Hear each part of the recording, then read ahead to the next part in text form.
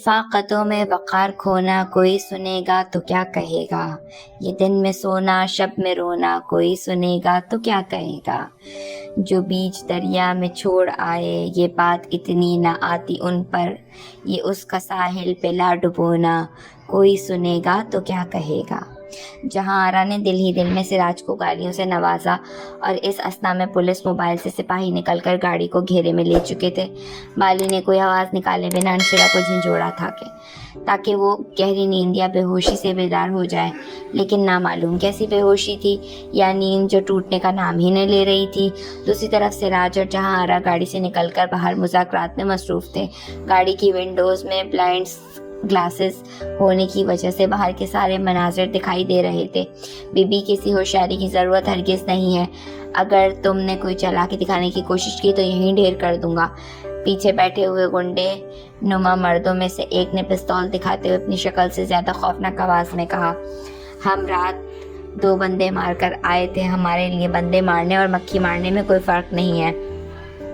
دوسرے نے بھی اسی انداز میں دھمکی دی۔ بالی نے سر جھکا کر خاموش رہنے میں ہی عافیت جانی تھی۔ باہر انسپکٹر سے جہاں آرا کسی بحث و تکرار میں مصروف تھیں، جبکہ سراج ہونٹ بھیجے کھڑا تھا، چہرے پر بڑی عاجزی و مسکینی سجائے۔ 20-25 منٹ کے زبر آزما بحث کے بعد انسپکٹر اور جہاں آرا کے مابین ہونے والے مذاکرات کامیاب ہوئے تھے۔ سراج کو پولیس اپنے ساتھ لے گئی تھی۔ بڑا ہی کٹور انسپکٹر تھا، مجال ہے جو ذرا بھی اپنی بات سے ہٹاؤ سراج کو گرفتار کر کے لے ہی گیا۔ آخرکار وہ گاڑی میں آ کر بیٹھتے ہوئے بڑبڑا رہی تھی۔ اب ڈرائیونگ سیٹ سراج کے ساتھ آئے مردوں میں سے ایک ساتھی نوید نے سنبھال لی تھی۔ سراج کے برعکس وہ جہاں آرا سے بہت مروب دکھائی دے رہا تھا۔ میڈم جی، شکر ہے وہ صرف سراج بابو کو ہی گرفتار کر کے لے گیا، ورنہ اس کے تیور تو ہم سب کو ہی جیل کی ہوا کھلانے کے تھے، نوید نے خوش آمدی انداز میں کہا۔ ارے تو کون سا احسان کر دیا ہم پر، حرام خور نے 10 لاکھ روپے لیے ہیں معاملہ رفع دفع کرنے کے، مفت میں کام نہیں کیا، اور سراج کو کتنی دفعہ منع کیا ہے کہ نشے کی حالت میں گاڑی نہ چلایا کر، مگر اس کی کھوپڑی میں بھوسا بھرا ہے۔ بات سمجھ نہیں آتی، 2 بندوں کو رات کو گاڑی ماری تھی، پھر دوبارہ اس رستے سے جانے کی کیا ضرورت تھی؟ سراج بھاؤ تو اب لمبے اندر گئے۔ میڈم جی، کیا میڈم جی لگا رکھی ہے تو نے، جانتا نہیں ہے یہ شہر ہے، یہاں لوگ بڑی عزت کرتے ہیں، میری آنٹی بولا کر مجھے۔ انہوں نے تیوری بدل کر اس کو بری طرح لتاڑا تو وہ گڑبڑا کے رہ گیا۔ اچھا آنٹی جی، اچھا ماسی، ہم کہاں جا رہے ہیں اس طرح چوری چھپے؟ جہاں آرا نے اس کی طرف گردن موڑ کر ہنس کر کہا، کہیں نہ کہیں تو چلے جائیں گے، فی الحال اس دنیا میں ہی ہے۔ انشی کو ہوش کیوں نہیں آ رہا؟ کب سے بے ہوش ہے یہ؟ اس کو ہوش آ جائے گا، لیکن تم اپنے ہوش ٹھکانے پر رکھنا، ذرا بھی اس کو سنگن دینے کی صحیح کی تو جان سے جاؤ گی۔ کیا بتاؤں گی اس کو؟ میرے پاس بتانے کے لیے ہے ہی کیا، تم جو دل چاہے کرتی ہو، ہم تو تمہارے بے دام کنیز ہیں، جو چاہے ہمارے ساتھ سلوک کرو۔ بالی بے بسی کے احساس سے رونے لگی۔ ان آنسوؤں کا مجھ پر کوئی اثر نہیں ہونے والا، بہت بڑی بھول کر دی میں نے تم دونوں کو سر چڑھا کر۔ اس انشی کو تو مجھے پہلے دن ہی اس کی اوقات یاد دلانی تھی کہ اصل میں یہ ہے کیا چیز۔ وہ غصے سے بے ہوش انشرا کو گھڑتی ہوئی کہہ رہی تھی، اچھا تھا نا پہلے سے ہی اس کو اپنے بارے میں معلوم ہوتا تو آج اس کی ایسی حالت نہ ہوتی۔ تم نے جھوٹ پر جھوٹ، دیواریں کھڑی کر کے اسے اندر زندہ دفن کر دیا ہے۔ چپ ہو جا، زیادہ بک بک مت کر، آئی بڑی حمایتی بن کر۔ جہاں آرا نے بالی کو ڈانٹ کر چپ کروایا۔ رات کی سیاہ چادر دھیرے دھیرے سرک رہی تھی، اندھیرے کی کوکھ سے ہولے ہولے سنہری روشنیاں نمودار ہو کر ماحول کو منور کر رہی تھیں۔ سورج ابھی پوری طرح نمودار نہیں ہوا تھا، سڑکوں پر معمولی ٹریفک رواں تھی۔ نوید کو جہاں آرا نے واپس بنگلے کی طرف گاڑی موڑنے کا حکم دیا تھا، خود گہری سوچوں میں آئندہ کے لائے عمل کے تانے بانے بننے میں مگن ہو گئی تھی۔ اپنے پلان کا آغاز میں ہی ناکامی نے ان کو پریشان کر ڈالا تھا۔ رات نامعلوم کتنی بیت گئی تھی، کروٹیں بدل کر بھی وہ بیزار ہو چکی تھی، نیند تھی کہ بدستور غائب تھی۔ مونس صاحب کچھ دنوں سے ہارٹ کی تکلیف میں مبتلا تھے، ڈاکٹرز نے انہیں سختی سے آرام کی تلقین کی تھی۔ زید آفس کی مصروفیات کے باوجود ان کو ٹائم دے رہا تھا، بھرپور طریقے سے خیال رکھ رہا تھا۔ ان دنوں عمرانہ بیگم کا موڈ سخت خراب تھا، انہوں نے مائدہ کے لاہور جانے کا زید کو بتایا تھا اور اس نے سختی سے بھیجنے سے منع کر دیا تھا، اور عمرانہ اس سے خفا ہو گئی تھی، اور قبل اس کے کہ وہ اپنے غصے کا عملی مظاہرہ کرتی، اچانک مونا مونس صاحب کی طبیعت خراب نے ان کو پروگرام ملتوی کرنے پر مجبور کر دیا۔ آج جب مونس صاحب کی طبیعت بہتر ہوئے 2 دن ہی گزرے تھے، وہ زید سے تکرار اور جھگڑے کرنے لگی کہ وہ ان سے دور ہو گیا ہے، ماں بہن کو اگنور کرنے لگا ہے، وہ ان سے بیزار ہو گیا ہے، وغیرہ وغیرہ۔ اس نے ان کے ہر الزام، ہر طعنے، ہر بدگمانی بہت خندہ پیشانی صبر و تحمل سے برداشت کی، لیکن اس کی نہ ہاں میں نہ بدلی تھی اور نہ بدلی۔ خالہ اور ان کی دونوں بیٹیوں کی طرف سے وہ مطمئن نہ تھا، خصوصی طور پر عروہ اور افرا پر اس کو اس طرح شک تھا کہ وہ مائلہ کو مس گائیڈ کر رہی ہیں۔ یہ بات عمرانہ کسی طور ماننے کو تیار نہ تھی اور وہ اس سے خفا ہو کر اپنے بستر پر دراز ہو چکی تھی، سر تاپاؤں رضائی اوڑھ کر، اور وہ ان کے محو خواب ہونے تک قریب ہی بیٹھا رہا تھا۔ نہ اس نے کھانا کھایا تھا اور نہ ہی کافی یا دودھ کی حامی بھری تھی، جبکہ عمرانہ بیگم اور مائلہ کھانا کھا چکی تھی۔ اس بدمزگی اور تکرار نے سودا کو مضطرب کر دیا تھا، وہ کہ زید سے اس کے تعلقات کبھی بھی اچھے نہ رہے تھے۔ اب جب سے اس کی منگنی کا شوشہ اٹھا تھا، وہ کچھ زیادہ ہی اس کا دشمن بن گیا تھا، مگر ایک وہ تھی جو اپنی حساس طبیعت و گداز دل کی بدولت خود سے ہی تنگ تھی۔ اب بھی اس کو یہی خیال ستا رہا تھا کہ زید نے سارے دن سے کچھ نہیں کھایا۔ اس طرح بھوکا رہنا قطعی مناسب نہ تھا، اس طرح وہ کمزور ہو کر بیمار ہو سکتا تھا، اور اس کے بیمار ہونے پر مونس ماموں کی دیکھ بھال کون کرے گا؟ یہ خیال آتے ہی اس نے بنارسی بوا کو جگانے کا ارادہ کیا ہے کہ وہ اپنی چکنی چپڑی باتوں میں بہلا کر اس کو کھانا کھلانے پر مجبور کر سکتی تھی۔ وہ دوپٹہ درست کرتی اٹھی اور مائدہ کی طرف دیکھا، وہ بے خبر سو رہی تھی۔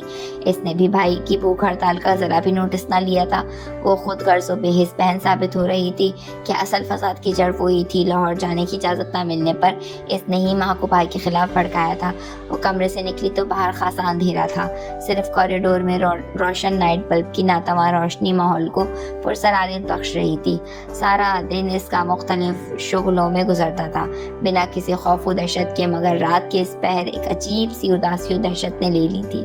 تیز تیز قدم بڑھتے قدم سست ہو گئے تھے۔ پھر اس کو یاد آیا لاؤنج میں عموماً صوفیہ اور زمرد تہجد کی نماز ادا کرتی ہیں، یقیناً وہ وہاں نماز ادا کر رہی ہوں گی۔ قدموں میں پھر پھرتی آئی تھی۔ لاؤنج کا دروازہ کھولا تو وہاں کوئی نہ تھا، نیم اندھیرا، خاموشی بھری ٹھنڈک ہر سو پھیلی ہوئی تھی۔ وہ حیرت سے لاؤنج دیکھ رہی تھی، اندر ہر شے ساکت تھی، لیکن پھر اس کو باہر کچھ آواز آئی۔ اس نے چونک کر چاروں طرف دیکھا، کچھ نہیں تھا، ہر شے ایسی ہی تھی، ساکت و خاموش۔ کیسی آواز تھی وہ؟ آواز تھی یا میرا وہم؟ وہ ابھی خود کو دلاسا ہی دے رہی تھی کہ وہ آواز پھر گونجی اور وہ خوف و ڈر کے مارے لرز اٹھی۔ وہ یہ سوچ کر کمرے سے نکلی تھی کہ لاؤنج میں امی یا ممانی نماز پڑھ رہی ہوں گی تو وہ اطمینان سے جا کر بوا کو جگا دے گی، لیکن وہاں کی آف لائٹ بتا رہی تھی کہ گھر کا کوئی فرد بھی بیدار نہیں ہوا، اور جب کوئی فرد جاگ ہی نہیں رہا تو پھر عجیب سی آوازیں کس کی تھیں، کہاں سے آ رہی تھیں؟ وہ جس پر پرسکون حالت میں یہاں آئی تھی، اب اس سے کئی گنا خوف میں وہ مبتلا ہو گئی تھی۔ یہ گھر جہاں دن کی روشنی میں وہ آنکھیں بند کر کے ہر قدم پہنچ سکتی تھی، رات کے اس وقت گھر بالکل اجنبی اور ڈراؤنا لگ رہا تھا۔ بنارسی بوا کی زبانی سنے گئے تمام ڈراؤنے قصے ایک دم ہی یاد کے آئینے میں عکس بن کر ابھرنے لگے اور ذہن کا پردہ چاک کر کے حقیقت کی دنیا میں ادھم مچانے لگے تھے۔ کریہ چہرے والے، بدصورت روپ والے اس کو اپنے نرغے میں لے چکے تھے۔ اس نے بھاگنا چاہا، قدم پتھر کے ہو گئے، چیخنا چاہا، آواز نے ساتھ نہ دیا، اور وہ پراسرار آواز اس تک آن پہنچی تھی۔ عاقفہ جب سے انشرا سے مل کر آئی تھی، اس کی حالت اور اس کی نانی کے تیور اور بد اخلاقی نے اس کو دوہرے عذاب میں مبتلا کر دیا تھا۔ ایک طرف اس کی بگڑی ذہنی حالت نے اس کو متحوش کر دیا تھا، دوسری طرف اس کی نانی کی مشکوک ہٹ درمی بتا دے رہی تھی کہ وہ بے ضمیر و بے ایمان عورت، جس کی نگاہوں میں نہ رشتوں کا تقدس تھا نہ دوستی کا احترام ملحوظ تھا، وہ روپے کی ہوس میں کچھ بھی کر گزرنے کو برا سمجھنے والی نہ تھی۔ اس کے لالچ نے ہی انشرا کو اس حال تک پہنچا دیا کہ وہ شوق و چنچل کے سینہ سے نہ ڈرنے والی لڑکی شدید ذہنی مریض بن کر رہ گئی تھی۔ عاقفہ اس طرح رونے سے مسائل حل نہیں نکلتا۔ جب سے انشی کے پاس سے ہو کے آئی ہو، روئی جا رہی ہو، آنسو کبھی مسئلے کا حل ثابت نہیں ہوتے۔ پور بانو نے قریب بیٹھتے ہوئے پیار سے کہا، ممی آپ انشی کی حالت دیکھیں، پھر آنسو آپ بھی ضبط نہ کر سکیں گی، وہ بالکل ہی بدل گئی ہے، بہت عجیب، بے حد اجنبی ہو گئی ہے۔ عاقفہ ماں کے سینے سے لگ کر کہنے لگی، میں بنا دیکھے ہی اس کی حالت محسوس کر رہی ہوں۔ بلندی پہ پرواز کرنے والے پرندے کے پر کاٹ کر جب اسے کیچڑ میں پھینک دیا جائے تو اس کی حالت ایسی رہی ہوتی ہے، نہ وہ اڑ سکتا ہے نہ چل سکتا ہے، صرف سسک کر ہی رہ جاتا ہے۔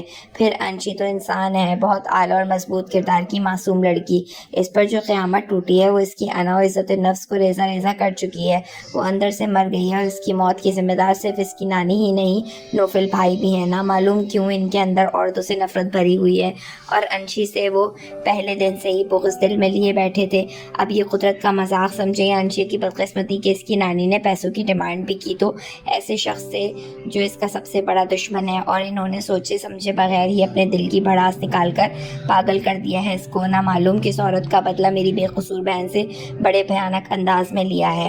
آپ کے بابا ایک ہفتے بعد واپس آئیں گے قافلے سے، پھر وہ کوئی حل نکالیں گے، ان کی غیر موجودگی میں ہم کچھ بھی نہیں کر سکتے ہیں۔ وہ بھی انشرا کی طرف سے فکر مند و مضطرب تھیں۔ ایک ہفتہ بہت ہوتا ہے ممی، اس عرصے میں انشی کی نانی نہ جانے کیا کر گزرے۔ وہ بکھرے بال سمیٹتی ہوئی گویا ہوئی، اللہ کے سپرد کر دو بیٹا، حور بانو نے تسلی دی۔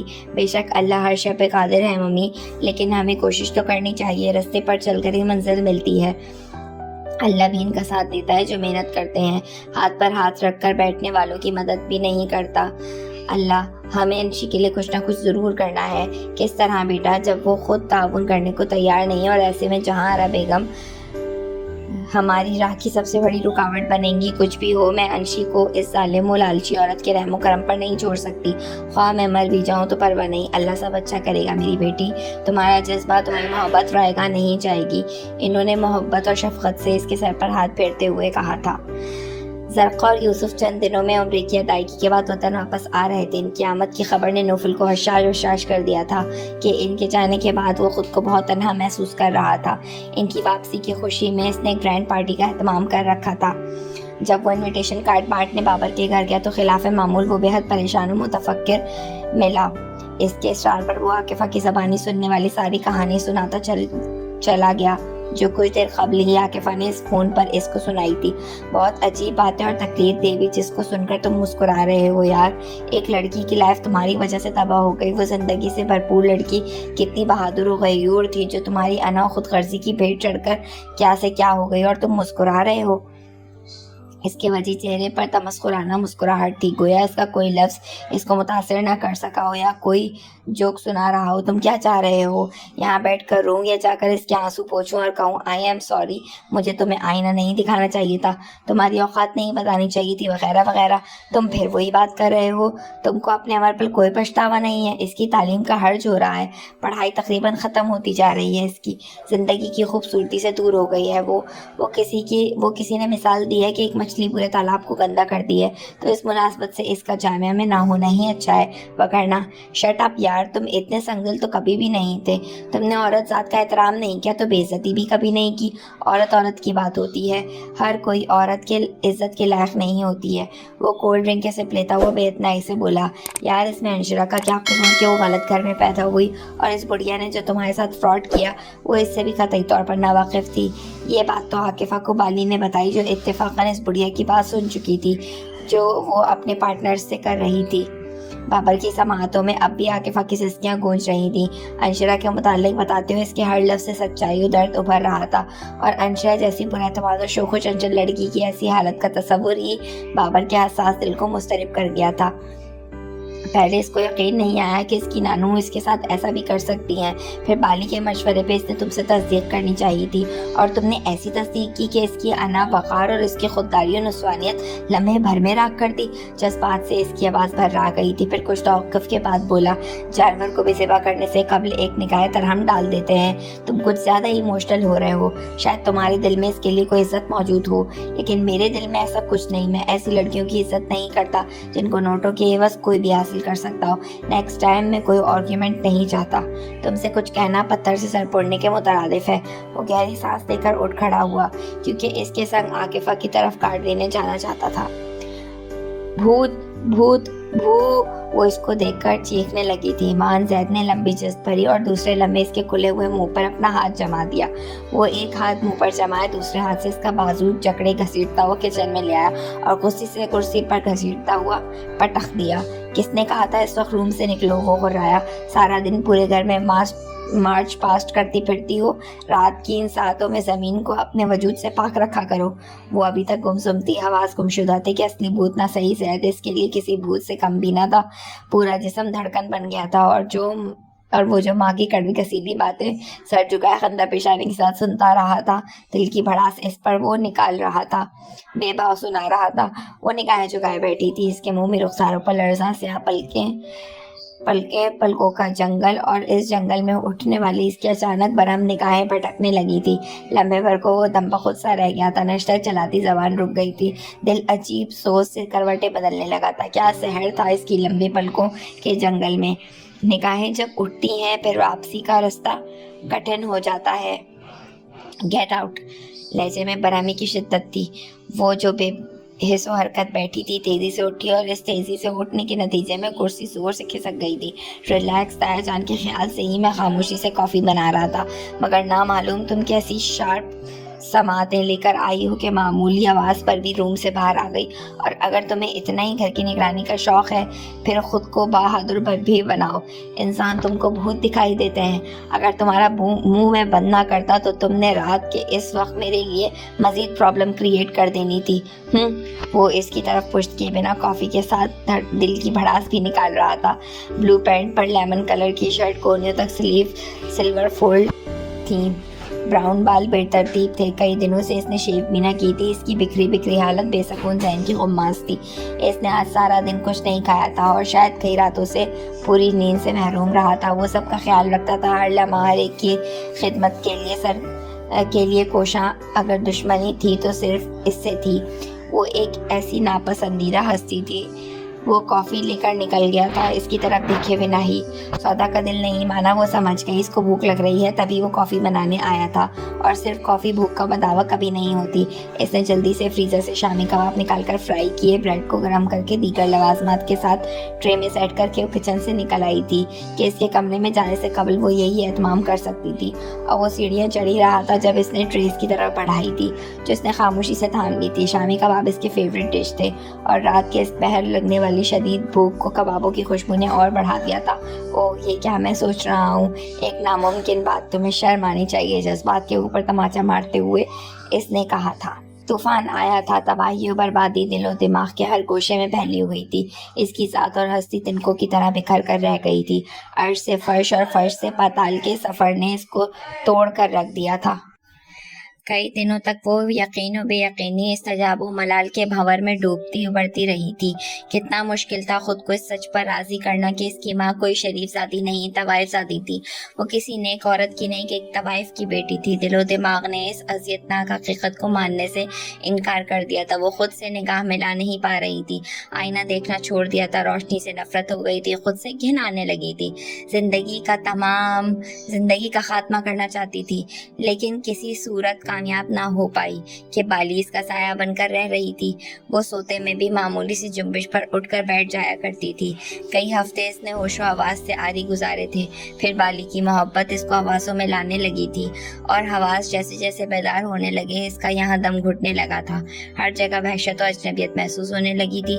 देखो, मेरी बात सुनो, कई हफ्तों से तुम दुनिया से नाता तोड़े बैठी हो, सोग मना रही हो, वावेला कर रही हो। अब मुझे बताओ, तुमको क्या फ़ायदा हुआ ये सब करने का? तुम्हारी तकदीर बदल गई, वल्दियत के खाने में किसी बाप का नाम आ गया, तुम जायज औलाद होने का सर्टिफिकेट मिल गया। जहां आरा ने एक अरसे से इसको इसके हाल पर छोड़ा हुआ था, खामोशी से इसको अपनी असलियत को कबूल करने का मौका दिया था। वो जीरक निगाहों मामला फहम थी। इस दश्त की सयाही में ही इनके स्याह बाल सफ़ेद हुए थे। बखूबी जानती थी जब जल बिन मछली जल से निकलती है, खूब मचलती है, तड़पती है, सिसकती है और आखिरकार साकित हो जाती है। वो भी अब चुप हो चुकी थी, किसी ऐसी झील की माने जिसके तह में लाखों तूफान मचल रहे हों, मगर सत्ता पुरसुकून और पुरअमन दिखाई देती हो। आज कई हफ्तों बाद वो लॉन में बैठी शाम की चाय पी रही थी। मान इन्होंने लाड भरे लहजे में इसको समझाने की ठानी थी। मेरी माँ तवाइफ थी, वो एक औरत बनकर घर भी बसा सकती थी। अगर औरत बनकर घर बसाने की किसी एक मर्द की वफादार रहने की अहलियत नहीं थी, फिर वो माँ क्यों बनी? मेरी पैदाइश से पहले ही मैं आने के मेरे रास्ते मसदूद कर देती और ऐसा मुमकिन ना था तो फिर पैदा होते ही मेरा गला क्यों नहीं दबा दिया? किसी गंदे नाले में डाल देती, कचरे कचरे पर फेंक देती, वहाँ कुत्ते बिल्ली खाकर इस दुनिया को मेरे नापाक वजूद से पाक कर चुके होते, मैं यहाँ पर पल मरने के लिए जिंदा ना रहती। इसने हाथ में पकड़े चाय की प्याली रख दी थी। तुम्हारे सब सवालों का सिर्फ एक ही जवाब है अंशी, औरत तवाइफ बनकर हर मर्तबा रिश्ता खो देती है। औरत तवाइफ तो बन सकती है, तवाइफ बनकर औरत नहीं। ये सिर्फ आपकी ज़हनी इख्तरा है। कोई अगर खुद को बदलना चाहे तो बदल सकता है। बुराई से अच्छाई की तरफ सफर कठिन हो, दुश्वार जरूर है, नामुमकिन नहीं। आपने और इस औरत ने कभी गंदगी से निकलने की सही की ही नहीं होगी। जिस तरह आपका दीन और ईमान दौलत है, इसी तरह वो औरत भी दौलत की पूजा करती होगी। वो हिज़यानी अंदाज में बोल रही थी और जहां आरा के तेवर बिगड़ने लगे थे। वो दीवारों से जाले साफ करके फारिग हुई थी। नामालूम किस सिमत से पट से कोई शय इसके सर पर आकर गिरी थी। इसने सर पर हाथ फेरा तो कोई गिलगिली सी शय इसके हाथ में सिमट आई थी, जिस पर निगाह पड़ते ही इसने इसे दूर उछाला और साथ ही इसकी चीखों से माहौल गूंज उठा था। और साथ ही अंदर दाखिल होने वाले शाह ज़ेब के खे भी सूफिया और समरुद घबरा कर वहाँ आई और उनके पीछे ज़ैद भी, जो सामने का मंजर देखकर वहीं थम गया था। ब्लू कारपेट पर जर्द रंग की मोटी रबड़ की छिपकली पड़ी दिखाई दे रही थी और कुछ फासले पर इसका बाजू थामे खौफजदा खड़ी थी। तौबा है भाई, दम निकाल कर रख दिया, ऐसी चीखी है कि छिपकली ना हुई कोई बब्बर शेर आ गया हो। इंतहा की डरपोक लड़की है, सूफिया ने सर हिलाते हुए खफकी से कहा। समरुद मुस्कुरा कर रह गई थी शाह ज़ेब की शरारत पर। आई एम सॉरी सिस्टर, मुझे नहीं मालूम था तुम इतना डरती हो। इसके लबों पर हंसी और आंखों में शरारत थी। अरे ये किससे नहीं डरती? छिपकली, कॉकरोच, मेंढक, अंधेरा, तन्हाई, बादल की गरज, बिजली की चमक से। सूफिया अधूरी नमाज छोड़कर आई थी। तेज तेज चलने के बायस इनका तनफ्फुस बेकाबू हो रहा था।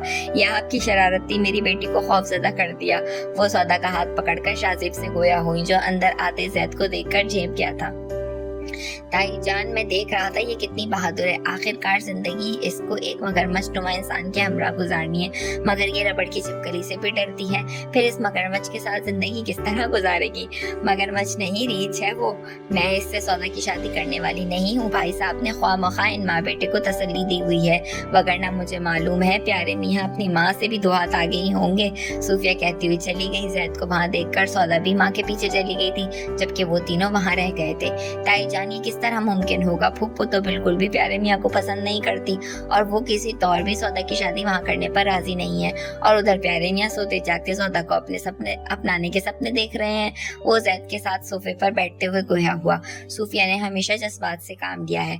इस दौर में अच्छे रिश्ते मिलते ही कहाँ हैं।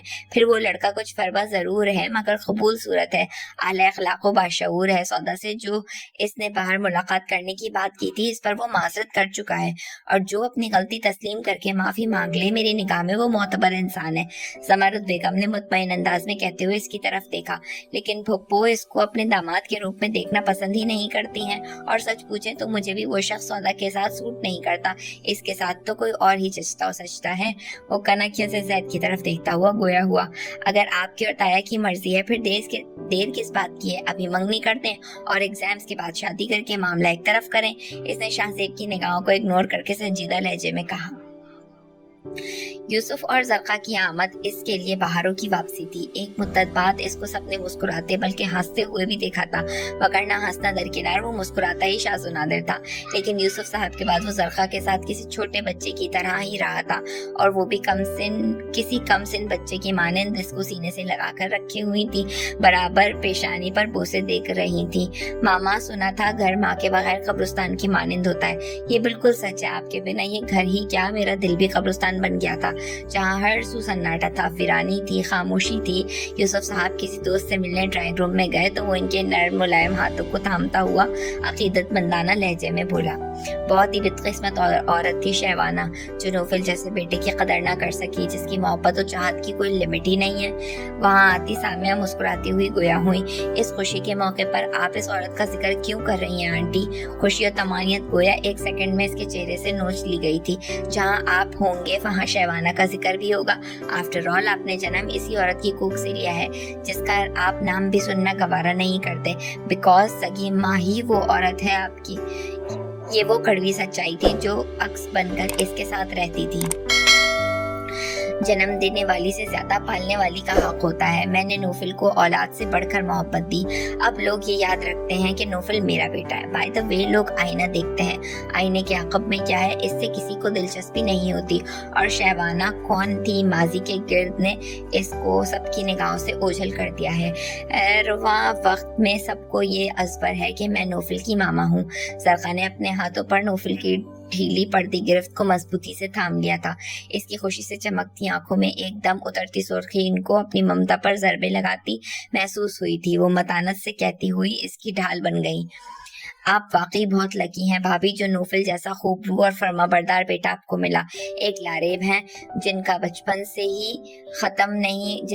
ही खत्म नहीं हो रहा। वो साड़ी संभालती हुई सिंगल सोफे पर बैठ गई। ये महज तुम्हारी सोच है, वरना तुम भी जानती हो बचपन की हुदूद और क़यूद से वो एक अरसे से आज़ाद हो चुका है।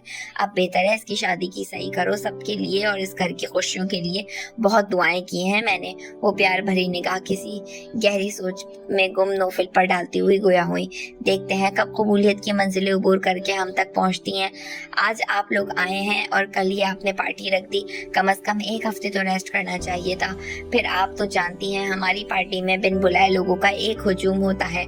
आप मिलने मिलाने की फॉर्मेलिटी में थक जाएंगी। वो तराशीदा बालों को उंगलियों से सवार रही थी। वहां पर अब खालिसतन औरतों वाली गुफ्तगू शुरू हो गई थी। वो ज़रक़ा से रात में मिलने का कहकर उठ गया था। चंद लम्हों कबल दिल में जिस मुसरत और इंबिसात से धड़क रहा था, अब वहाँ एक नाम ने गोया सफ़े मातम बिछा दी थी। यही होता था जहाँ वो सब भुलाकर जिंदगी से खुशियाँ कशीद करना चाहता था, वहीं शहवाना का नाम बेरहम खंजर नौज़ायदा खुशी को कत्ल कर दिया करता था और इसके अंदर उतरती बेजारी, गुस्सा और रंज संजीदगी बनकर इसके रोम रोम में सरायत करता चला जाता। इस वक्त भी ऐसा ही हुआ था। वो दिल में उतरने वाली वहशतों से घबराकर कार लेकर निकला। मान बाबर की कॉल आई। वो इत्तला दे रहा था कि आकिफा ने इसकी दावत कबूल करने से माजरत कर ली है। इसको एक और झटका लगा था। आकिफा को तुमने बताया नहीं कि मैं कार्ड देने इसके घर गया था? वो लोग कहीं गए हुए थे इसलिए कार्ड मैंने तुमको दिया था। हाँ, मैंने सारी बात बताई थी इसको। फिर कार्ड ना लेने का मकसद ये तुम इससे ही पूछो। कॉल की थी, वो रिसीव नहीं कर रही। मैं क्या कह सकता हूँ, ये तुम बहन और भाई का मामला है। दूसरी तरफ बाबर के लहजे में बेपरवाही थी। इम्पॉसिबल है कि तुमको वजह मालूम ना हो, मगर फजूल किस्म का सस्पेंस क्रिएट करने की पुरानी आदत है तुम्हारी। एनीवेज, मैं खुद जाकर मालूम करता हूँ। आकिफा से नखरे किसी और को दिखाओ। इसकी कार का रुख बदल चुका था। हम लोग दायरों में चलते हैं। दायरों में चलने से दायरे तो बढ़ते हैं, फासले नहीं घटते। आरज़ुएं जलती हैं, जिस तरफ को जाते हैं मंजिलें तमन्ना की साथ साथ चलती हैं। गर्द उड़ती रहती है, दर्द बढ़ता रहता है, रास्ते नहीं घटते। सदमा कितना ही गहरा हो, इसे एक दिन गहराई से तथा सतह जिंदगी पर उभरना ही पड़ता है। ख्वाह दिल में नोहा सर पटकते रहें, जिंदगी का पता सांसों के ज़ेरो बम से मिलता रहता है। इसी का नाम जिंदगी है। तो वो भी जिंदा थी और हाल में वापस लाने में आकिफा जैसी मुखलिस शफीक दोस्त और बाली की बेलौस मोहब्बत और हद दर्जा देखभाल ने इसको इन अंधेरों की हैबतनाकी से निकाल लिया था जो इसको जिंदा ही निकलने की सही में थे। जहां अरबी इस मामले में ताउन कर रही थी, वो भी अंशरा की बिगड़ती दिमागी हालत से खाइफ हो गई थी कि इन्होंने इसे सोने की चिड़िया जाना था और इसको अपने मनपसंद तरीके से कैश भी ना करवा पाई थी और वो रंगों बो की दुनिया से नाता तोड़ने लगी थी। इनके सुहाने सपनों को आग लगने लगी थी। जब नींद ना होगी फिर ख्वाब क्यों कर नजर आएंगे? ख्वाब आँखों से जुदा हो जाएंगे तो ताबीर की बस्ती से दिल किस तरह आबाद होगा। वो पेशावर औरत थी, ऐशो तर्क की दिल दादा, बदआमालियों बेज़मीरी का मस्कन जिसकी ज़ात थी, बुढ़ापे का सहारा जिसने अंशरा की सूरत में ही महफूज किया था। इन दिनों रोशन भी तबलीगी जमात के हमरा अफ्रीका के किसी दूर दराज इलाके में गई हुई थी और वो शुक्र अदा कर रही थी कि वो तवील अरसे के लिए गई है, वगरना इनका जीना दुश्वार कर देती। इन हरकतों पर जब से वो गुनाह की ज़िंदगी से ताइब हुई थी तब से वो उनको भी राह रास्त पर लाने की तलकीन गाहे बगाहे करती रहती थी, लेकिन हकीकत भी इसको ही मिलती है जो इसका तलबगार होता है। वो दुनियादार औरत थी, दौलत जिस तरह तलब थी, जिस तलब को पाने के लिए एक अरसे कबल वो अंशरा का इंतखाब कर चुकी थी। मासी चाय पियोगी? बाली की आवाज़ पर पुरसोच निगाहों से इन्होंने देखा। पिला दोगी तो पी लूंगी, मगर चाय स्ट्रांग होनी चाहिए। ठीक है, लाती हूँ। उनको मुस्कुराता देखकर वो भी मुस्कुराकर बोली, अंशी यूनिवर्सिटी कब से जाना शुरू करेगी? अभी पता नहीं है। वो खामोशी के खोल से तो बाहर आए जहाँ छुप कर बैठ गई है। आकिफा हर रोज फोन करके इसको हौसला बढ़ाती रहती है, समझाती भी है। सच सहेली हो तो आकिफा जैसी, जिसने दोस्ती की मिसाल कायम कर दी। तुम्हारी धमकियों धक्कों के बावजूद वो 1 इंच भी पीछे नहीं हटी और अंशी को हाल में लाने की ताबड़तोड़ कोशिशों में लगी रही। और इस हालत में जो बेहतरी आई है, इसका सेहरा आकिफा को सर जाता है। हाँ, तुम बिल्कुल दुरुस्त कह रही हो। वाकई इस लड़की के हौसलों को मैं दाद देती हूँ। मेरी तमाम कड़वी कसीली बातों को इसने ज़रा भी अपनी अना का मसला नहीं बनाया और अंशी को कॉल्स करती रही है। चलो, मैं इसे किसी दिन माजरत कर लूँगी। बल्कि किसी दिन क्यों, अभी फ़ोन मिला कर दो, मैं माफ़ी मांग कर कहूँगी मेरी अंशी और जहाँ इतना बदला है वहाँ इतनी और मेहरबानी करो। ज़हनी तौर पर भी हालत से मुकाबला करने की सलाहियत पैदा करने की कोशिश ज़रूर करे। वो खुले दिल से आकिफा की तारीफ़ कर रही थी, जो इनकी सख्त मिजाजी की वजह से घर नहीं आ रही थी, मगर फ़ोन पर वो राब्ते में रहती थी। बहुत अच्छी लड़की है वो, और यही चाहती है कि वो पहले वाली अंशी बन जाए। हंसती मुस्कुराती, लड़ती झगड़ती, किसी को खातिर में ना लाने वाली। चाय भी पिलाओगी या बातें ही बनाती रहोगी? वो जो चाय पकाने जाने के बजाय वहीं बैठ गई थी जहां आरा को इसकी तेज निगाहों से देखती हुई बोली, जा रही हूँ। तुमने भी पहले बातें शुरू की थी, अगर ना सुनती तो फिर इल्जाम लगाती कि बदतमीज हो गई हूँ। वो खिसियाकर बोली। मुदस्सिर साहब की सेहत तेजी से गिर रही थी। हर वक्त के जहनी तनाव और असाबी बोझ ने इनको मुज़महलो पुसर मुर्दा कर दिया था। इमराना से इनकी शादी पसंद की थी। खूबसूरत और निक्सिक सी मामूज़ात का सन इसके दिल को इस वक्त भा गई थी जब दिल ने किसी शरीके सफ़र की तमन्ना की थी। फिर यहाँ मामला एक तरफा भी नहीं था। इमराना के भी सपनों का शहज़ादा वही था। आग दोनों तरफ बराबर लगी हुई थी। इमराना को अपनाने की ख्वाहिश का इजहार घर में किया तो ज़मरुद और सूफिया ने इनके फैसले को सराहा था, और सूफिया की वो गहरी दोस्त भी थी। इमराना भाभी बनकर घर आएगी, ये सुनकर वो ही खुशी से झूम उठी थी। अम्मी, आप बिल्कुल खामोश हैं, क्या आप खुश नहीं हैं? भाभी और बहन की खामोशी और खुशी पर माँ का संजीदा चेहरा इनको चौंका गया था। बात तो खुशी की है कि तुम्हें कोई लड़की पसंद आ गई शादी के लिए, मगर क्या अम्मी, आपको इमराना पसंद नहीं है? वो मुस्तरब होने लगा था।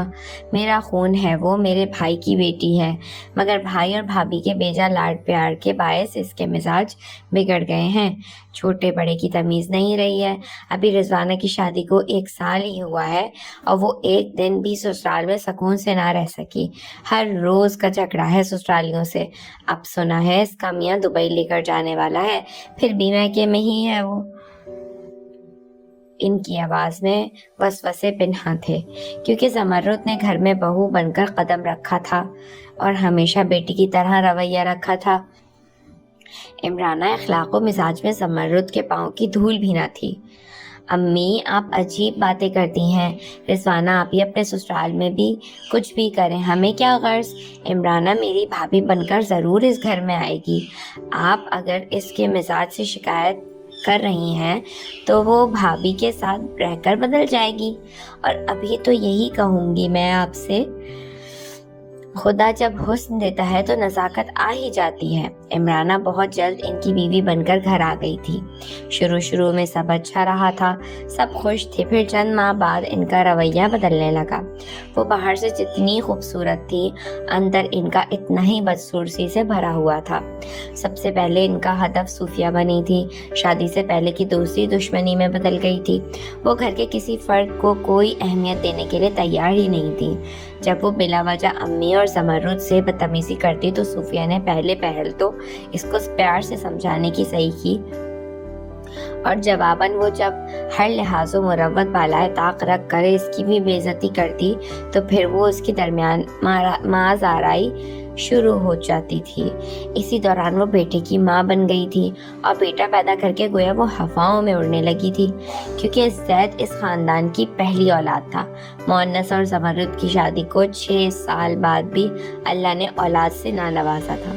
اس کی آمد پر گھر و خاندان میں بے تحاشا خوشیاں منائی گئی تھیں۔ وہ سب کی آنکھ کا تارا تھا۔ زید کی پیدائش نے عمرانہ کو حکمرانی عطا کی تھی۔ وہ پہلے ہی کسی کو خاطر میں نہ لاتی تھی، اب بھی کسی کی نہ سنتی تھی۔ مدثر کو شدت سے احساس ہونے لگا تھا اپنے غلط انتخاب پر۔ ماں کی بات کو نہ مان کر انہوں نے پہلے ہی اس کی فطرت کے مطابق بتا دیا تھا۔ وہ ان کی کوئی بات ماننے کو تیار نہ تھی، الٹا اپنے حکم پر ان کو بھی غلام بنانا چاہتی تھی، جو بننے کے لیے وہ قطعی تیار نہ تھے۔ زید 3 سال کا ہوا تو صوفیہ کی شادی کر دی گئی اور 1.5 سال بعد چند ماہ کی یتیم بچی گود میں لیے وہ واپس گھر آ گئی تھی۔ اس دوران کئی تبدیلیاں آ گئی تھیں۔ وہ بھی ایک بچی کے باپ بن گئے تھے۔ مائدہ اور سودا میں 1 ہفتے کا فرق تھا۔ عمرانہ کے ماں اور باپ دنیا میں نہ رہے تھے، لیکن عمرانہ کے مزاج و عقل پر کوئی فرق نہ پڑا تھا، بلکہ صوفیہ اور سودا کا آنا اس کو ذرا نہ بھایا تھا۔ وہ آئے دن گھر میں ایک ہنگامہ لگائے رکھتی تھی۔ اس کا کہنا تھا سودا اس کے بچوں کا حق کھانے آئی ہے۔ ہر وقت کی چک چک نے گھر کے ماحول کو خراب کر دیا تھا۔ امی اور ابا نے آفر کی تھی کہ علیحدہ گھر لے لو، وہاں رہو، مگر عمرانہ کو یہ بھی گوارا نہ تھا کہ یہاں وہ پانی بھی اٹھ کر پینا گوارا نہ کرتی تھی۔ علیحدہ گھر میں نوکروں کی فوج کے باوجود بھی ایسا آرام کہاں ملتا۔ ان دونوں کے درمیان سرد تعلقات پنپنے لگے تھے۔ نہ وہ اس کے رنگ میں رنگتی تھی، نہ وہ اس کے حکم پر چلتا تھا۔ امی اور ابا ایک کے بعد دیگرے ان کا دکھ لے کر اللہ کو پیارے ہو گئے تھے، اور وہ ایک شام تھی جب ان کے پاس ان کے استاد کے گھر سے کال آئی۔ کسی لڑکی نے گھبرائے لہجے میں پروفیسر محب اللہ کی خرابی طبیعت کی اطلاع دیتے ہوئے روتے ہوئے پریشانی سے کہا تھا۔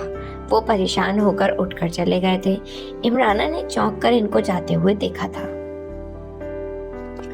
ٹیبل پر لوازمات دیگر برتنوں کے ہمراہ ترتیب سے رکھے ہوئے تھے۔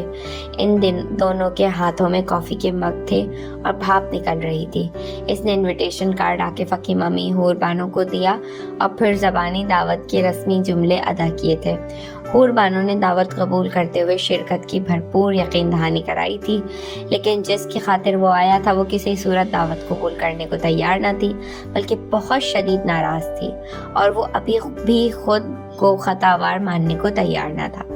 انشرہ کے ذکر پر اس کی آنکھوں میں وہی تحقیر و حقارت آ جاتی تھی جو انشرہ کے لیے گویا وقف ہو کر رہ گئی تھی۔ پھر تمہارا یہ آخری فیصلہ ہے کہ تم پارٹی میں نہیں آؤ گی؟ کافی کا خالی مگ وہ ٹیبل پر رکھتا ہوا نرم و دھیمے لہجے میں گویا ہوا۔ آپ کا بھی آخری فیصلہ ہے کہ آپ کسی صورت انشی سے معافی نہیں مانگیں گے؟ آپ نے بہت بے عزتی کی ہے اس کی۔ معذرت مائی فٹ، بے عزتی کی کیا بات کرتی ہو؟ وہ جس ٹائپ کی لڑکی ہے اس کے لیے عزت و بے عزتی کا کوئی سوال ہی پیدا نہیں ہوتا۔ نوفل بھائی، آپ یہ باتیں مت کریں، یہ باتیں آپ پر سوٹ نہیں کر رہی۔ تم کو بھی یہ سوٹ نہیں کرتا کہ تم کسی چیپ لڑکی کے لیے مجھ کو فورس کرو اور خود کو اس کا پابند بنا لو۔ ٹو مچ عاقفہ، تم اس سے نہ ملو تو بہتر ہے، بیکاز ہمارے دوست ہی ہماری شناخت ہوا کرتے ہیں۔ وہ حسب عادت بے حد دھیمے لہجے میں اس کو قائل کرنے کی صحیح کر رہا تھا۔ آپ مجھے برابر ہرٹ کر رہے ہیں۔ ایک لڑکی ہونے کے ناطے سے آپ کی باتیں اور آپ کی نفرت و حقارت جو انشرہ کے حوالے سے ہیں وہی میرے لیے بھی ہیں، سمجھ رہے ہیں آپ نوفل بھائی؟ وہ روحان سی ہوئی۔ آپ کو ساری سچویشن بابر بتا چکے ہیں۔ ایک بات جو بالی نے مجھے بتائی وہ میں نے بابر کو اور بابر نے آپ کو، پھر بھی آپ کہہ رہے ہیں وہ غلط ٹائپ کی لڑکی ہے۔ انسان خود پیدا نہیں ہوتا اور نہ وہ اپنے لیے خاندان خود منتخب کر سکتا ہے، اور نہ ہی لوگ یہ سب پیدا کرنے والے کی مرضی ہوتی ہے۔ میں اور آپ نیک و اچھے خاندان میں پیدا ہوئے ہیں، یہ رب کی مرضی ہے، ہمارا کوئی کمال نہیں۔ اسی طرح انشرہ بھی بے قصور ہے کہ وہ خراب لوگوں میں پیدا ہو گئی ہے۔ نوفل بھائی، آپ کی باتوں میں پنہاں تیروں نے جو اس کی حالت کی ہے وہ میں نے دیکھی ہے، اور اس کو دیوانگی کی حدوں کو چھوتے دیکھ کر جو حالت میری ہوئی ہے۔ فرتے جذبات سے اس کی آواز کانپ گئی اور آنکھیں آنسوؤں سے بھر گئی تھی۔ نوفل بہت غور سے اس کی طرف دیکھ رہا تھا، اور اس کے چہرے پر ابھرنے والے رنج و غم نے اس کو مضطرب سا کر ڈالا تھا۔ وہ میں کبھی بھول ہی نہیں سکتی۔ میں نے ہمیشہ اس کو چٹان کی طرح مضبوط و محفوظ دیکھا تھا۔ کبھی وہ کسی بڑے سے بڑے شخص کو خاطر میں نہیں لاتی تھی۔ ہنستا مسکراتا چہرہ، شرارتیں کرنا اس کی ہابی تھی۔ آنکھوں میں اس کی کبھی میں نے آنسو نہ دیکھے تھے، بلکہ میں تصور ہی نہیں کر سکتی تھی کہ وہ کبھی رو بھی سکتی ہے۔ اب اس کو روتے دیکھا تو میرا دل سہم گیا۔ مجھے لگا میں مر گئی ہوں یا دنیا ختم ہو گئی ہے۔ پلیز عاقفہ، بی بریو گرل، جو ہنستا ہے وہ روتا بھی ہے۔ ہنسنا اور رونا انسانی فطرت ہے۔ تم اتنی جذباتی کیوں ہو رہی ہو؟ عاقفہ کا درد، عاقفہ کی تڑپ اس کے ضمیر کے کسی گوشے کو مضطرب کرنے لگی تھی۔ اس کے آنسو اس کے دل میں اترنے لگے تھے۔ لوگوں کا میرے بارے میں کیا خیال ہے؟ میں خواتین کی عزت نہیں کرتا۔ مجھے صنف نازک سے کوئی بغض نہیں ہے، چڑ ہے، لیکن ایسا نہیں ہے۔ میری بھی ماں ہے، چچی، پھپھو، مامی، کزنز، یہ سب عورتیں ہیں، اور خود ساختہ دل سے میں ان کا احترام بھی کرتا ہوں، عزت و پیار کرتا ہوں، کیونکہ جو رشتے عزت و احترام کے حجاب میں ملفوف ہوتے ہیں انہی کی عزت کرتا ہوں میں۔ وہ دھیمے لہجے میں بولا، تمہاری دوست کی بے باکی پہلے دن سے اس کی اصلیت مجھے دکھا گئی تھی، اور میں سمجھ گیا تھا وہ کس ٹائپ کی لڑکی ہے۔ یہی وجہ تھی کہ میرے اس سے ایک دن بھی نہ بن سکی تھی۔ پھر تم بھی تو ہو نا، تمہیں دیکھ کر کوئی نفرت و حقارت کا جذبہ اجاگر کیوں نہیں ہوتا؟ تم نے خود کو منوایا ہے ایک باحیا و باکردار لڑکی کی حیثیت سے، ایک بہن کی حیثیت سے، تب ہی آج میں یہاں بیٹھا تمہیں منا رہا ہوں، وگرنہ مجھ جیسا بے حس بندہ کسی کی پرواہ کرنے والا نہیں ہے۔ اسٹیرسٹ واچ دیکھتے ہوئے بحث کو سمیٹا، میں آپ کی نگاہوں میں اس لیے معتبر و باعزت ہوں کہ حجاب کرتی ہوں، انشی کی طرح شرٹ اور جینز نہیں پہنتی۔ اگر آپ حجاب و بے حجابی پر کردار کو پرکھیں گے تو یہ قطعی غیر دانش مندی ہوگی، کیونکہ بسا اوقات سر سے پیر تک حجاب میں لپٹی عورت کا باطن سراسر بے حجاب ہوتا ہے، اور ایک ماڈرن و بے حجاب لڑکی کسی غیر مرد کا غلطی سے چھونا بھی برداشت نہیں کر پاتی۔ یہ آپ اچھی طرح جانتے ہیں نا۔ غیر ارادی طور پر اس کے لہجے میں طنز در آیا تھا۔ میں اپنی بہن کے پاس آیا تھا، مگر یہاں تو کسی کی دوست محاذ کھولے بیٹھی ہے۔ وہ اس کی چوٹ پر مسکرا کر گویا ہوا، آپ کی بہن بعد میں ہوں، پہلے کسی کی دوست تھی۔ عاقفہ بس ختم کرو، گھر آئے مہمان کے ساتھ ایسا سلوک کرنے کا حق میں تم کو نہیں دوں گی۔ انشرا کے ساتھ جو ہوا اس کا دکھ مجھے بھی ہے۔ وہ ایک اچھی اور معصوم بچی ہے۔ اس کو لوگ بے شک برے ملے ہیں، مگر وہ خود نیک ہے، اور جو دل کے صاف ہوتے ہیں ان کی مدد خود باری تعالیٰ کی ذات کرتی ہے۔ تم نوفل بیٹے کو پریشان مت کرو۔ اور بانو کو بالآخر مداخلت کرنی ہی پڑی تھی۔ پروفیسر محب اللہ کو جگر کا سرطان تھا جو خطرناک صورت اختیار کر گیا تھا۔ بیوی کا عرصہ قبل انتقال ہو گیا تھا۔ وہ اکلوتی بیٹی عروسہ کے ہمراہ رہا کرتے تھے۔ ان کی طبیعت خرابی پر عروسہ کو سمجھ نہیں آیا کہ کیا کرے۔ پھر ان کے موبائل لسٹ میں پہلا نام ان کا ہی تھا۔ پھر وہ اکثر وہاں آتے بھی رہتے تھے۔ اس نے گھبرا کر ان کو ہی فون کر ڈالا تھا۔ وہ ڈاکٹر کو لے آئے تھے۔ ڈاکٹر کی ٹریٹمنٹ کے بعد ان کی تکلیف میں کچھ افاقہ ہوا تو وہ کمزور لہجے میں سر جھکائے بیٹھی عاقف عروسہ سے مدثر کی جانب دیکھتے ہوئے بولے، آپ نے اتنی رات کو مدثر کو کیوں پریشان کر دیا بیٹی؟ خیر کیوں سمجھ رہے ہیں سر؟ یہ میرے لیے سعادت ہے جو میں آپ کے کام آیا۔ وہ ان کا ہاتھ اپنے ہاتھوں میں لے کر گویا ہوئے۔ گھر آنے پر عمرانہ نے پہلا سوال یہی پوچھا کہ کہاں گئے تھے؟ بھاگے۔ وہ کوئی نیا ہنگامہ نہیں چاہتے تھے، سو اس کو سچ بات بتا دی۔ وہ کئی لمحے ان کو گھورتی رہی، پھر بولی تھی، کوئی اور نہیں ملا تھا آپ کے علاوہ؟ دوسرے اسٹوڈنٹس نہیں ہیں؟ انہوں نے چپ چاپ کروٹ بدل لی تھی۔ فضول بات کا کیا جواب دیتے؟ پروفیسر محب اللہ کی طبیعت دن بدن بگڑتی ہی جا رہی تھی۔ وہ جو کبھی کبھی ان کے پاس حاضری دیا کرتا تھا اب باقاعدگی سے چکر لگانے لگا تھا۔ عروسہ نیک اور باپردہ لڑکی تھی۔ روز آنے جانے کے باوجود بھی وہ بے تکلفی سے پیش نہیں آتی تھی اور زیادہ تر دوسرے کمرے میں ہی رہتی تھی۔ آج کل اس کے رشتے کی بات چل رہی تھی۔ چند دن میں لڑکے والے گھر آ کر رسم کرنے والے تھے۔ پروفیسر صاحب کی نازک حالت کے پیش نظر فوراً ہی نکاح اور رخصتی کا پروگرام تھا۔ انہوں نے تیاری کی ساری ذمہ داری اس کو سونپی تھی، یہ کہہ کر، مدثر آپ عروسہ کے سگے بھائی بھی بے شک نہیں ہیں، مگر منہ بولے بھائی تو ہے نا۔ اس بیماری میں کسی نے بھی اس کا میرا ساتھ نہیں دیا سوائے آپ کے۔ میری دعا ہے آپ سدا خوش رہیں۔ عمرانہ ایک ایسی عورت تھی جس نے مدثر کو والدین اور بہن بھائی کے ساتھ ہی بیٹھے دیکھا تھا۔ وہ ان کو ان کے ساتھ نہ بیٹھنے دیتی تھی۔ وہ اس کی پوری روٹین سے واقف تھی، اور اب جو مدثر اپنے استاد کی تیمارداری میں لگا ہوا تھا، وہ بدنیت و بدفطرت عورت اپنی شک کی نگاہوں سے ان معاملات کو دیکھنے لگی تھی۔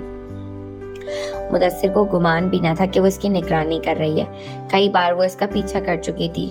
پھر ایک ایسا ہی دن تھا جب ان کو مدثر کو رنگے ہاتھوں پکڑنے کی آرزو پوری ہوتی ہوئی محسوس ہوئی۔ مدثر واش روم میں تھے، مان ان کے سیل پر آنے والی کال نے چند لمحے ان کو بے حس و حرکت کر دیا تھا۔ ان کو احساس تھا مدثر کو وہ صرف نیچا دکھانا چاہتی ہیں، یہ ان کی فطرت تھی۔ جو بھی ان سے وابستہ ہو جاتا تھا، خواہ وہ انسان ہو یا کوئی بے جان شے، وہ اس کو بلا شرکت غیرے اپنی ملکیت تصور کیا کرتی تھی۔ یہی وجہ تھی کہ مدثر اس کی باتوں میں نہیں آئے تھے اور گھر کا ماحول سناٹوں اور وحشتوں کی نظر ہوتا چلا گیا تھا۔ ساس سسر کی ڈیتھ کے بعد ان کے درمیان میدان تقریباً صاف ہو گیا تھا کہ مونس گھر کے معاملات میں دخل اندازی نہ کرتے تھے۔ ان کی بیگم بھی ان کی طرح درگزر کرنے والی اور مفاہمت پسند تھی۔ اب صوفیہ اور اس کی بیٹی سودا رہ گئی تھیں، جن دونوں کو وہ نکالنے کی پلاننگ کر رہی تھی۔ پروفیسر صاحب کی کال نے ان کے اندر حشر برپا کر دیا، جو بہت اجلت میں کہہ رہے تھے، مدثر بیٹا جلدی آ جائیں، قاضی صاحب کو دیر ہو رہی ہے، کہہ کر رابطہ منقطع ہو چکا تھا۔ وہ ناگن کی طرح پل کھا کر رہ گئی تھی۔ کچھ جد و جہد مسلسل سے تھکاوٹ نہیں لازم، انسان کو تھکا دیتا ہے سوچوں کا سفر بھی۔ زندگی کی حقیقتیں بڑے بھیانک انداز میں اس کے سامنے آشکار ہوئی تھیں۔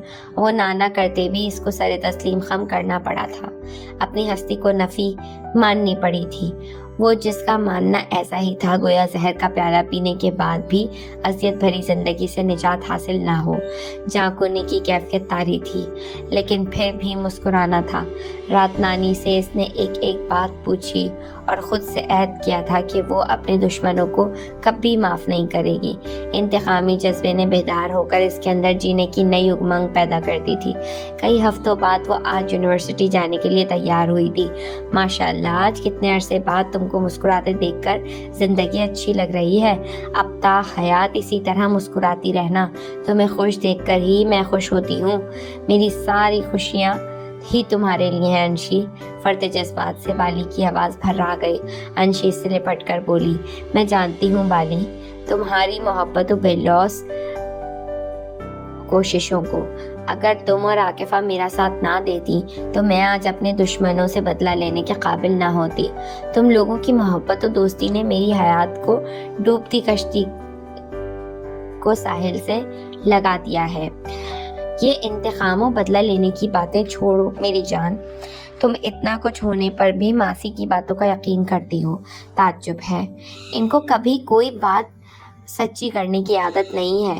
کیا کبھی ان کی کوئی بات سچی نکلی ہے؟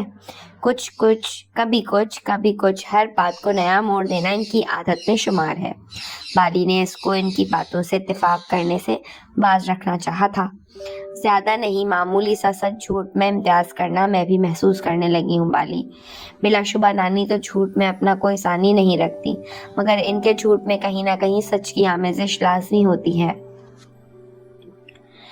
میں پھر بھی یہی کہتی ہوں، چھوڑو ان باتوں کو، دشمنی میں کچھ نہیں رکھا۔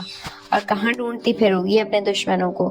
بالی پلیز، اگر تم میرا ساتھ دینا چاہتی ہو تو تمہاری مرضی، مگر میں تمہیں فورس ہرگز نہیں کروں گی۔ مگر مجھے بزدلی کی باتیں کر کے کمزور کرنے کی صحیح ہرگز مت کرنا۔ اذیت و کرب بھرے دن جس طرح میں نے گزارے ہیں، ایسی ہی اذیت و عذاب میں ایک نہ ایک دن ان کو مبتلا نہ کر دوں، تب تک خوشیاں مجھ پر حرام ہیں۔ وہ فضا میں گھورتی ہوئی مضبوط انداز میں گویا ہوئی تھی۔ میں ابھی بھی یہی مشورہ دوں گی کہ ماسی کی باتوں میں نہ آؤ انشی۔ اوکے، جو ہوگا دیکھا جائے گا۔ تم خود بھی ڈرتی رہو اور مجھے بھی ڈراتی رہو۔ ابھی یونیورسٹی جانے میں دیر ہو رہی ہے۔ وہ ناشتے کی ٹیبل پر نگاہ ڈالتی چیئر گھسیٹ کر بیٹھ گئی تھی۔ خاصے دنوں بعد یونیورسٹی جا رہی تھی۔ دل کی حالت عجیب تھی۔ لاکھ وہ بالی کے سامنے بہادر و نڈرپن کا مظاہرہ کر رہی تھی، لیکن دل میں انجانی سی کیفیت و گھبراہٹ، بے چینی بھی تھی، خوف و خجالت بھی تھا کہ کس طرح سے اس سنگ دل و بے رحم شخص کا سامنا کرے گی جس سے آخری ملاقات بے حد تکلیف دہ اور ناقابل فراموش تھی۔ اس نے لفظوں کی مار کر مڑ کر دیکھنا بھی گوارا نہ کیا تھا۔ اس کے لفظ و لہجے، اس کا انداز کسی بھی ذی فہم و حساس انسان کو ذہنی طور پر مارنے کے لیے کافی تھا۔ عموماً ایسا ہوتا ہے، لوگ اپنے جارحانہ رویوں، زہریلے لفظوں سے حساس لوگوں کو قتل کر دیتے ہیں اور ان کو اپنے گناہ کا احساس بھی نہیں ہوتا۔ موسم نے ایک دم ہی تیور بدلے تھے۔ سارے دن کی حبس و گرمی نے شام ہوتے ہی بارش کی صورت اختیار کر لی تھی، جو رفتہ رفتہ بڑھتی چلی گئی تھی اور پوری گھن گرج کے ساتھ برس رہی تھی۔ حسب معمول ہر طرف ملازمین کی چہل پہل موجود تھی کہ یہاں مکینوں سے زیادہ ملازم و ملازماؤں کی تعداد تھی، جو اندر باہر پورے بنگلے میں دکھائی دیتے تھے، اور کل ہونے والی پارٹی کی وجہ سے سبھی متحرک دکھائی دے رہے تھے۔ ماما کے کمرے کا دروازہ لاک تھا، جس کا مطلب تھا وہ آرام کر رہی ہیں۔ امینہ بی، ماما کی طبیعت ٹھیک ہے؟ سامنے سے آتی ملازمہ کو دیکھ کر وہ فکر مند لہجے میں استفسار کرنے لگا تھا۔ جی جی بالکل ٹھیک ہے طبیعت، بڑی بیگم صاحبہ کی، اس نے قریب آ کر نرمی و اعتماد بھرے لہجے میں جواب دیا۔ پھر ڈور لاک کیوں ہے؟ ماما بے وقت ریسٹ نہیں کرتی۔ امینہ کی بات پر اس کو تشویش نہیں ہوئی تھی۔ سارا دن مہمانوں کی آمد و رفت رہتی ہے، عمرے سے واپسی کے بعد سے بیگم صاحبہ کو آرام کہاں مل رہا ہے؟ روز ہی ڈھیروں مہمان چلے آتے ہیں۔ آج بیگم صاحبہ تھک کر آرام کرنے لیٹ گئی ہیں۔ اب کوئی مہمان آئے گا بھی تو میں باہر کے باہر ہی نمٹا دوں گی۔ مجھ سے بیگم صاحبہ کی بے آرامی نہیں دیکھی جاتی۔ امینہ کی بات پر وہ دھیمے لہجے میں مسکرا کر بولا، ارے ایسا نہیں کیجیے گا امینہ بی، مہمان تو رحمت ہوتے ہیں اور خوش نصیبوں کے گھروں میں ہی آتے ہیں، آپ اللہ کو ناراض مت کیجیے گا۔ آپ ٹھیک کہتے ہیں چھوٹے صاحب، بس مجھے تو بیگم صاحبہ کی صحت کی فکر رہتی ہے، وہ اپنا خیال بالکل نہیں رکھتی اور کمزوری بھی بہت ہو گئی ہے۔ آپ بے فکر رہیں، میں ان کی طرح اچھی طرح سے کیئر کرتا رہوں گا۔ آپ کے لیے چائے لاؤں؟ امینہ نے ان کو دعا دیتے ہوئے پوچھا۔ کچھ دیر بعد لائیے گا، وہ کہہ کر اپنے روم میں آ گیا، جہاں گہری خاموشی اور اس کی پسندیدہ ایئر فریشنر نے استقبال کیا تھا۔ اپنے پاؤں کو جوتوں اور موزوں سے آزاد کر کے وہ بیڈ پر بیٹھ گیا تھا۔ آج طویل غیر حاضری کے بعد اس کو دیکھا تھا، زرد چہرہ، کمزور اور لاغر وجود، بے اعتمادی سے اٹھتے ڈگمگاتے قدم۔ یہ لڑکی اس لڑکی سے بے حد مختلف تھی جو بہت اعتماد اور بڑے کروفر سے مقابل کی آنکھوں میں آنکھیں ڈال کر زیر کر دیا کرتی تھی، اور اب وہ ہرن کی مانند ڈری سہمی اپنی پرچھائی سے بھی خوفزدہ لڑکی تھی، جو مقابل کی آنکھ میں آنکھ ڈال کر بات کرنا تو درکنار، نگاہ اٹھا کر دیکھنے کی بھی جرأت نہ رکھتی تھی۔ وہ بہت پہلے یہ تہیہ کر چکا تھا کہ انشرا کی طرف نظر بھی نہ ڈالے گا، لیکن بابر اور راکفہ نے جس طرح سے اس کی مظلومیت و پارسائی کا ڈھنڈورا پیٹا تھا، اس کے حال زار کی لفظ بلفظ کہانی بار بار اور رو رو کر سنائی تھی عاکفہ نے، جس کو سن کر پہلے پہل تو یقیناً دل نہ مانا تھا اور وہ اس کو بھی اس کی کوئی چال سمجھ رہا تھا، لیکن آج بابر نے اس کو دور سے دیکھ کر کہا تھا، وہ دیکھو اس لڑکی کی جو حالت ہے نا، وہ تمہاری وجہ سے ہے، تم ہی سراسر اس کی بے اعتمادی و بدحواسی کے ذمہ دار ہو۔ پھر اتفاق ہے اس کی نگاہ بھی اس پر پڑی تھی، وہ بھی بری طرح گھبرا کر عاکفہ کے پیچھے ہو گئی تھی۔ وہ اس کی گھبراہٹ اور سہمی حالت اس کے حساس دل کو شوق کر گیا تھا۔ پھر وہ اس رستے سے ہی ہٹ گیا تھا۔ دشمن برابر کے وار کرے تو لڑنے میں مزہ آتا ہے، اور پسپائی اختیار کرے تو سب کچھ ختم ہو جاتا ہے۔ یہی اس کے ساتھ ہوا تھا۔ انشرا کا لاغر وجود، چہرے کی زردی اور خوبصورت آنکھوں کا سویا ہوا تو وہ خوفناک آنکھوں کا خوف اس کو نافہم حساس سے نبرد آزما کر گیا تھا۔ کچھ دیر وہ بیٹھا بے ربط سوچوں میں الجھا رہا، اور جب دل کا بوجھل پن بے حد سے سوا ہوا تو وہ کھڑکی کھول کر باہر برستی بارش دیکھنے لگا۔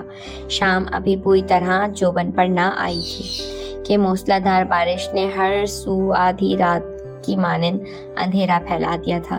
نیچے لان میں لائٹس آن تھیں۔ اس شدت سے برستی بارش میں ان روشنیوں کے سائے بڑے پراسرار لگ رہے تھے۔ گھمبیر خاموشی میں بارش کے پانی کی آواز آ رہی تھی۔ وہ اس اندھیرے اجالے میں گمسم کھڑا نامعلوم کیا دیکھ رہا تھا؟ مان اس کے کمرے میں دروازہ کھول کر کوئی اندر آیا تھا۔ امینہ بھی آپ آ جائیں، میں چائے کچھ دیر بعد لوں گا۔ وہ الجھے ذہن سے باہر ہی دیکھ رہا تھا جب کوئی دبے قدموں سے اس کی طرف بڑھا اور دوسرے لمحے مہکتا بازوؤں کا ہار پشت کی طرف سے डाला गया था। आज उरूसा के निकाह और रुखसती थी। मुहिबुल्लाह की तबीयत नाजुक थी। डॉक्टर्स का ख्याल था वो किसी भी लम्हे कोमा में जा सकते थे। इस ख्याल से उन्होंने फौरी तौर पर निकाह और रुखसती की तैयारी कर दी थी। अस्फहान पायलट थे, अच्छे खानदान से ताल्लुक़ रखते थे। मुहिबुल्लाह की हालत के पेश नज़र सादगी से तैयारी की गई थी। इस सादा तकरीब का सारा इंतज़ाम मुदस्सिर ने संभाला हुआ था। उरूसा की तरफ से एक गवाह वो भी थे।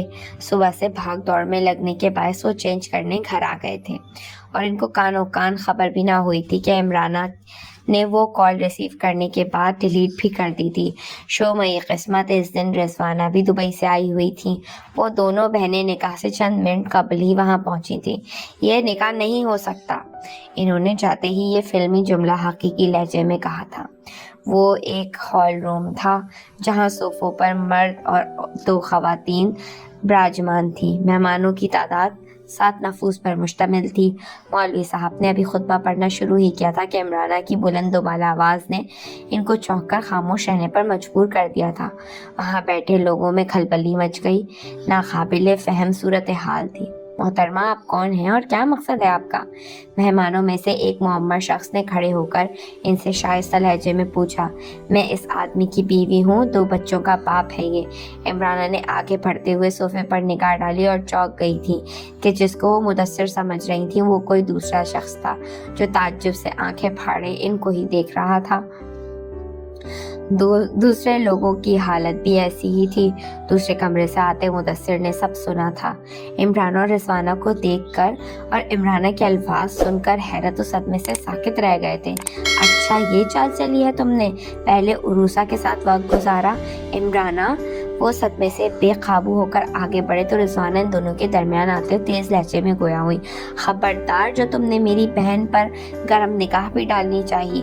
आप देख रही हैं ये क्या बकवास कर रही है? गम और गुस्से से वो पागल हो रहे थे। सब लोग वहाँ जमा थे।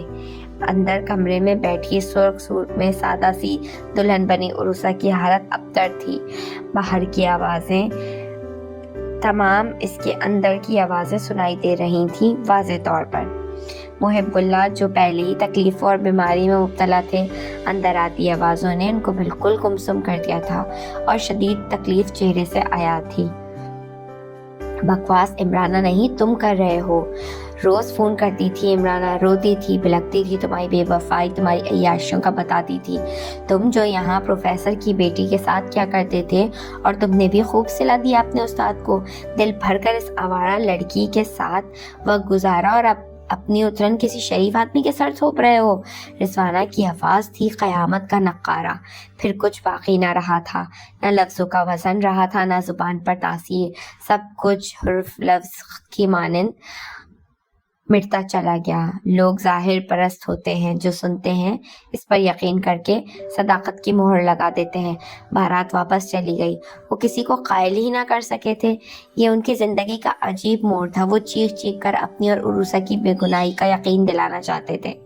वो हक पर थे, वो सच कह रहे थे, कोई झूठ समझकर लफ्ज़ों की निगाहों की संगबारी कर रहे थे। और जिसने झूठ बोला था, बहतान लगाया था, वो लोगों की निगाहों में सच्चियों मसलूम बन गई थी। किस तरह से खाया है धोखा कैसे बताऊं मैं। अपनों के मशवरे थे साजिशों के साथ साथ, जिनको हम अपना कहते थे बड़े मान से, सफ बसफ खड़े थे दुश्मनों के साथ साथ। उरूसा चंद घंटे दुल्हन के रूप में रही थी और ये रूप इसको रास नहीं आया था।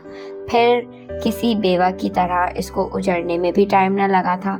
मुहिबुल्लाह जो बेटी की खुशी देखकर मुतमन्नी थे, बसने से कबल ही बेटी को उजड़ा देखकर वो 2 दिन मौत और ज़ीज़ की कैफियत में रहने के बाद खालिक़ हकीकी से जा मिले थे।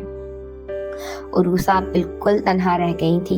मोहल्ले पड़ोस के लोग जो बारात वापस जाने के किस्से सुन चुके थे, वो इससे हमदर्दी करने के कायल न थे, बल्कि कुछ बेज़मीर लोग इसको लूट का माल समझकर लूटने की तगुदौ में लग गए थे।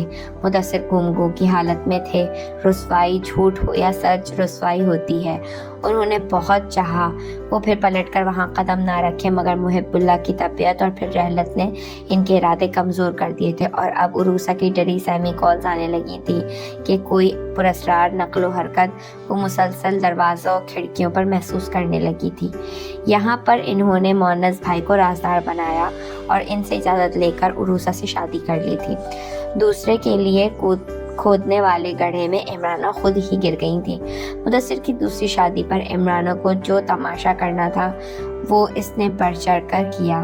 اس کی دھوس و دھمکیوں کے باوجود انہوں نے عروسہ کو طلاق نہ دی تھی، البتہ یہ بات ضرور مانی تھی کہ عروسہ کو لے کر علیحدہ بنگلے میں شفٹ ہو گئے تھے۔ یہیں سے ان کے درمیان جدائی و بیگانگی کا آغاز ہو گیا تھا۔ عمرانہ نے ان کے ساتھ گھر والوں پر بھی کئی شرائط عائد کر دی تھیں کہ عروسہ کبھی بھی اس گھر میں قدم نہ رکھے گی، گھر کا کوئی فرد عروسہ سے نہیں ملے گا، وغیرہ وغیرہ، اور ان کی پہلی والی کچھ شرائط مان لی گئی تھیں، اور آج تک وہاں کوئی نہ گیا تھا اور نہ ہی کسی نے یہاں قدم رکھنے کی کوشش کی تھی۔ ان کے بعد کوئی یہاں سے گیا تو وہ شاہ زیب تھا، اور شاہ زیب کو بھی وہاں پر داخلے کی اجازت زید نہیں دی تھی، ماں کو سمجھا بجھا کر دقتوں کے بعد۔ مدثر آپ سوئے نہیں؟ میں سمجھی آپ سو رہے ہیں، ڈسٹرب نہ ہو جائیں، اس خیال سے میں ادھر آئی نہیں تھی۔ کافی لاؤں آپ کے لیے؟ عروسہ وائٹ اور بلیو پرنٹڈ سوتی ساڑی میں ملبوس تھی۔ ان کی آواز مدثر کو ماضی کے سرابوں سے واپس لے آئی تھی۔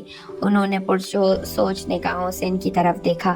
سانولی رنگت، عام نقوش و دبلا پتلا سراپا، سادہ سے جوڑے میں سیاہ بالوں کی تعداد سفید بالوں سے قدرے کم تھی۔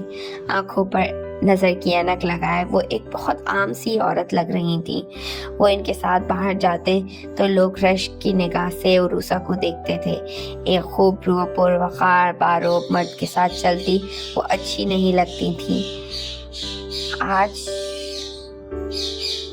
آپ پھر ماضی کی خاک چھاننے لگے ہیں؟ معلوم بھی ہے اس ریت میں سوائے نوکیلے کانٹوں اور پتھروں کے کچھ اور نہیں ملے گا۔ ان کی نگاہ شناس تھی۔ ڈاکٹر نے آپ کو سوچنے سے منع کیا ہے نا، پھر بھی آپ بے معنی سوچوں کے صحراؤں میں بھٹکتے رہتے ہیں۔ ریسٹ کریں، میں کافی بنا کر لاتی ہوں۔ لمحہ گزرنے سے قبل ہی اس نے اپنے گلے کے گرد لپیٹے گئے بازوؤں کو اس طرح خود سے دور کیا گویا وہ بازو نہ ہو، سانپ بچھو ہوں۔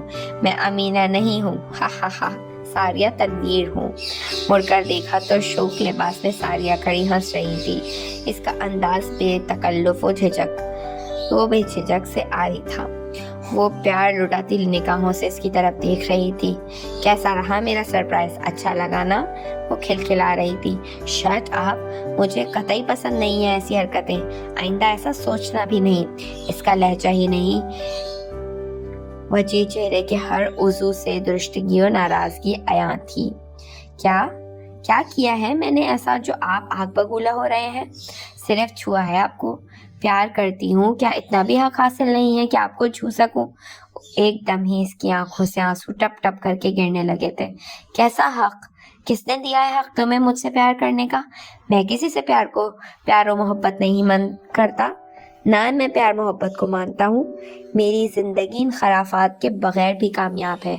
پلیز نوفل، اس طرح میرا دل مت توڑو۔